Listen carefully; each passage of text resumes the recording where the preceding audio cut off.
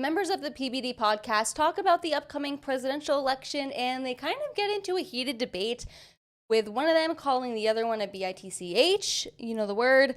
Anyways, you are watching Bring the Asteroid. Make sure you like today's video, subscribe to the channel, leave a comment down below, and let's get into the drama on the PBD Podcast. Election 2024, Trump 49%, Kamala 44%, RFK 3%. This is Rasmussen report. As of August 8th is what the numbers are. So let me see if anything's changed from here. And there's a new one that came out with Pew as well. So here we go. Former President Donald Trump has maintained his lead over Vice President Kamala Harris and his support for RFK. The latest Rasmussen poll has a two-way matchup. 49% of voters vote for Trump, 44% Harris, 4% to RFK. These findings are nearly unchanged from a week ago, which was second survey since President Joe Biden.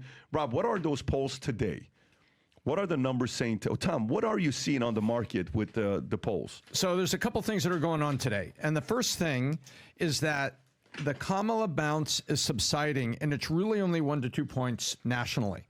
But the media is pushing this AstroTurf campaign very hard, and there's a number of pollsters that are lining up as AstroTurf salesmen. Take a look here. This is the number of polls per week that were released. So why is it that on August 18th, August 11th, why are the number of polls going down, the number of polls released? It's because of this. When the polling data fits the media narrative, the polls get released. When the polling data doesn't fit the media narrative, the pollsters are holding back. And right now, the pollsters are holding back because the Kamala bounce is subsiding and it's settling in at 1 to 2 point on the national level. But remember, national level is like time of possession in a football game. That's not where the scoreboard is. The scoreboard is the Electoral College because the states are the touchdowns and field goals. That's how this is going to be settled. And right now, there are three truths. Number one, Kamala's had a bounce. It's legitimate and there's enthusiasm over there, but it's not as bad as it looks. Truth number two, the pollsters are becoming media outlets. And truth number three, the Trump campaign has been kind of flat-footed on a more optimal response. All those three things are true. So what's your point? What we see here is that right now, on a national basis, this has tightened up, but it's not Kamala 5. It's not Kamala 6. It's not Kamala 8. Those polls are BS. And by the way, Quinnipiac is completely out of their mind. They regurgitated and re-released the poll. I don't know how anyone trusts any of these polls, to be honest. I've never been polled. The polls never work in the Republican favor, ever. And I'm sorry. The idea that Kamala is that popular is mind-blowing to me. I don't believe it. Remember, those are the guys that said the day before, they ran the last two polls in the last election, and they had Georgia 8, Georgia 10 for Biden, and it was razor thin, and it took maybe some midnight madness to actually go the other way. But they were Georgia 8, Georgia 10. It says Pew hasn't even been doing presidential polling like this, and suddenly they're running to the microphone. It is an AstroTurf campaign by the pollsters, but the truth is this is narrowed up, and a group that is moving, there is a group moving, and it's those independent women that you can't, to Kellyanne Conway's point, if you're going to criticize and be personal with Kamala Harris, you're going to lose these women. But right now, the polling, I'm waiting for stuff to come back up that is more balanced. Oh, I read. Tom, what's your point, dude? What are you doing here? You're trying so hard, you little. Here comes Adam. Here comes Adam, who, by the way, in my opinion, is the most annoying person on the PBD podcast in the entire network. Bitch, it's like, it's like, Tom, Tom, you're the smartest guy in the room. You're rambling on and on and on about that it's a tight race. Maybe it sounds like rambling to Tom, you. no shit. Give us what's your point? Open the textbooks, baby. So you have right now two things that are very, very, very, very true. Has a nerd ever called you like a little bitch in your life? Anybody else? It's just so. But I imagine it's something you're used to. Oh my God. So basically, it's not as bad as it looks, but the Trump campaign needs to pick it up a little bit, and the pollsters are acting like media outlets, and there's a lot of BS that's happening out in these polls. A lot. No, great, Tom. You killed it, man. Great job. You just broke down the entire race and saying, "Hey, it's a close race." Great job. Sick one. Did you want to say? Adam, what do you add besides being like the liberal on the panel? Seriously, what do you add? Say something. No, Also, PBD talks about Joe Rogan talking about Kamala and her issues with speaking properly, but she is rising in the polls. Check this out.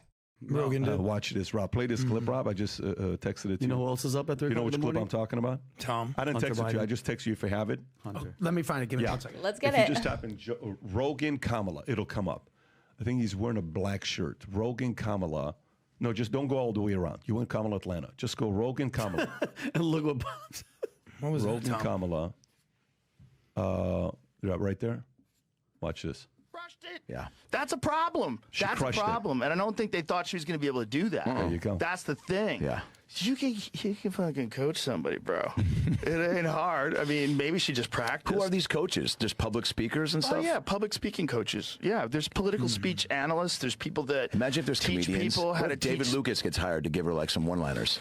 Listen, I mean, there's a crazy world where there's shit like that, where there's somebody goes, you need a couple zingers in your back pocket. I don't know. 100%. Because if that's not your world and your brain doesn't operate like that, Trump's does. Trump is looking at like, you know, to make a little put down or he's just quick in that way. listen, So he is quick in that way. Also, it would behoove him to hire a few great comics to just tour with him and True. just write one-liners. Yeah, I mean, that's something that, like, Republicans, we criticize a lot of the things that the Democrats do, but the Democrats invest in changing the culture and getting younger people to support them by bringing on celebrities and stuff. So honestly, Republicans should probably do more outreach and realize that we suck at marketing our ideas.